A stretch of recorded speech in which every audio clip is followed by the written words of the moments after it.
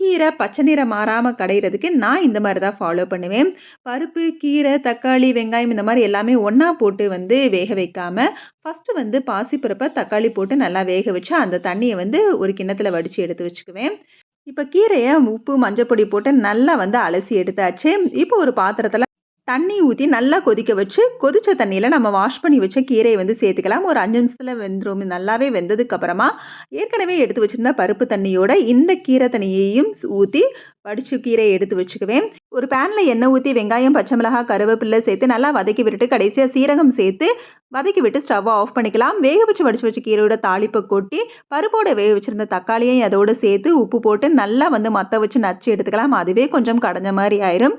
மத்த வச்சு அதுக்கப்புறம் நல்லா கடைஞ்சு விட்டுக்கலாம். நல்லா கடைஞ்சதுக்கு அப்புறமா வேக வச்ச பருப்பையும் நல்லா நச்சு விட்டு அதோட சேர்த்து நல்லா கடைஞ்சு எடுத்துட்டு, வேக வச்ச பருப்பு கீரை தண்ணிய தேவையான அளவு சேர்த்துக்கிட்டோம்னா, சூப்பரான பச்சை நிறம் மாறாத கீரை ரெடி.